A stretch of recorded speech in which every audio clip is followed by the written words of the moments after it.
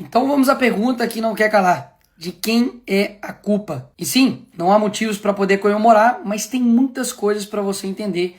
Isso vai fazer toda a diferença. E diferentemente do outro lado, eu não preciso inventar para poder te explicar quem é o culpado disso. Basta eu ler a carta do Trump. E começa citando Jair Bolsonaro e diz: conheci e lidei com o ex-presidente Jair Bolsonaro e o respeitei profundamente, assim como a maioria dos outros líderes de país. A forma como o Brasil tem tratado o ex-presidente Bolsonaro, um líder atualmente respeitado em todo o mundo, durante seu mandato, inclusive pelos seus Estados Unidos, é uma vergonha internacional. Esse julgamento não deveria estar acontecendo.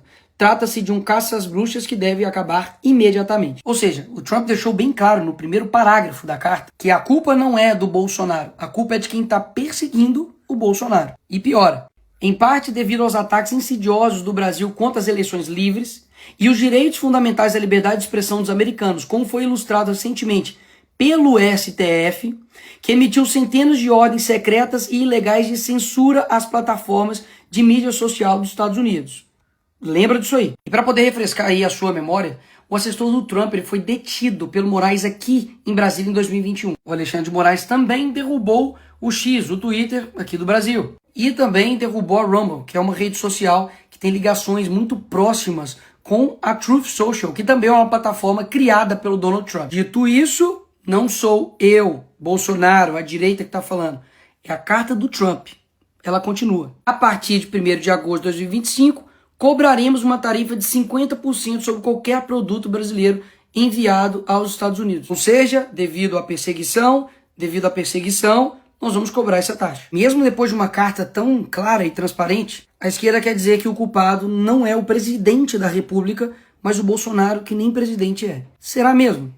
Vamos ver. Lula, antes mesmo das eleições, já falava que o Trump era nazismo com outra cara e chamou ele de desumano. O Lula deixou navios de guerra do Irã atracar aqui no Brasil, mesmo os Estados Unidos fazendo pressão contrária. O Alckmin, que é vice do Lula, participou de um evento no Irã ao lado do líder do Hamas e outros 3 líderes terroristas. Voltou até a exigir visto para os cidadãos dos Estados Unidos para entrar aqui no Brasil. Foi destaque no mundo inteiro quando comparou as ações de Israel a Hitler. Ou seja, atacando o principal aliado dos Estados Unidos na guerra entre Israel e Irã. E aí o que o Lula esperava? De que essa conta nunca ia chegar? Ela chegou e muito cara. Mas ela tem um motivo, como vocês viram. Não foi do nada. Mas existe uma forma de resolver isso. No fim da carta do Trump ele fala: essas tarifas podem ser modificadas para cima ou para baixo, dependendo da nossa relação com o seu país. A solução está na mão do governo. Basta ter um mínimo de relação diplomática com uma nação importante, que é o caso dos Estados Unidos, parar de perseguir seus opositores aqui no Brasil, dar uma maquetada no STF para ele ficar no canto dele, que as coisas vão ser resolvidas. Caso contrário, Lula, você vai ferrar todo mundo. Ou vocês acham que isso daqui é fazer diplomacia? Eu não tenho medo de você, inclusive. Boa! Fuck you, Elon Musk. Vou usar o termo vira-latas depois de jornalistas perguntar sobre Lula e Trump. Trump disse que vai anunciar a tarifa contra o Brasil. Ah, e é bom lembrar que até esse momento aqui, a tarifa estava em 10%. Calma aí que nós não chegamos nem na melhor parte do vídeo. Vai por mim. A resposta do Lula para tudo isso foi essa. Se ele vai cobrar 50 de nós vamos cobrar 50 dele. E o que isso vai resultar? Se por algum motivo o senhor decidir aumentar suas tarifas, então qualquer que seja o número que escolher aumentá-las, será acrescentado aos 50% que cobraremos. Se o Lula vai cobrar 50, eles também vão colocar mais 50 nessa conta. Enquanto isso, uma nação que decidiu ter diplomacia com os Estados Unidos, que é a Argentina, aprovou um acordo que garante tarifa zero para 80% das exportações argentinas. Como deve ser bom ter um presidente, né? Sabe por que eles estão dizendo que o Brasil não pode recuar a esse tipo de medida de fora? Porque nós defendemos a soberania nacional. E é aqui que o vídeo fica interessante. A esquerda, que está dizendo aí que defende a soberania nacional, tem uma organização que chama Folha de São Paulo, desde 1990, que interfere ativamente nas eleições e no processo democrático de todos os países da América Latina. E quem está dizendo isso não sou eu, é o Lula. Parte da chegada da esquerda ao poder da América Latina pela existência dessa cosita chamada Fórum de São Paulo. E aqui, com o José Dirceu, amigo do Lula e mentor do PT, deixou as coisas ainda mais claras. Nós já lutávamos por isso e já trabalhávamos por isso, inclusive porque nós criamos o Fórum de São Paulo, que lutava para isso, Depois criamos ainda um grupo de Marbella, que é o nome da cidade, do hotel onde nós fomos no Chile, que se reuniu. Todos depois foram eleitos presidente da República. Todos foram. Todos. Então quer dizer que os Estados Unidos não pode aplicar uma sanção em defesa da liberdade, mas eles podem interferir em todos os outros países da América Latina para poder implementar, literalmente, ditaduras. E pausa. Quem é pior? Um país que taxa o outro país para poder defender a liberdade de outro país? Ou um país que taxa o seu próprio povo para poder bancar um governo? E aí? Quem é pior? Lula pede ajuda à China para regular redes no Brasil.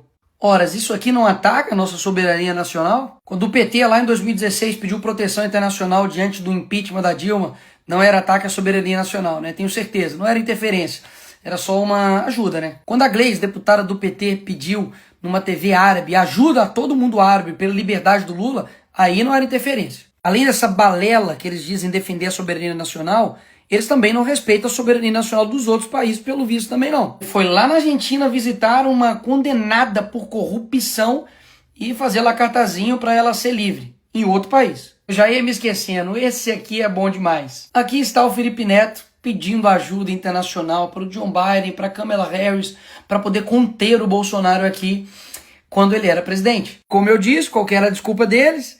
De que nós não precisamos de intervenção, mas precisamos de ajuda. Quando somos nós, é intervenção.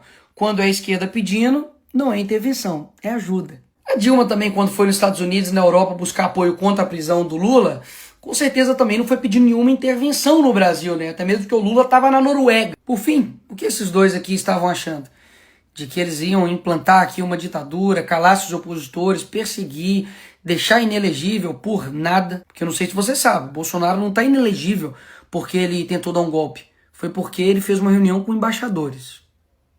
Convenhamos, né? Derrubar a rede social, se aliar a ditaduras, e tudo isso não teria um preço. E ninguém do mundo livre lá fora olharia e falaria, opa, peraí, vamos conversar. Mas como nunca teve esse relacionamento, afinal de contas, o Lula diz que ainda não teve interesse em conversar com o Trump, um dos únicos líderes mundiais a não se encontrar com ele. Por essas razões, a sanção econômica veio. E repito, ruim para o Brasil. Mas como você viu, existe um porquê. Ignorar a boa diplomacia, promover perseguição, censura e ainda fazer provocações baratas vai custar muito caro para o Brasil. Enfim, eu avisei.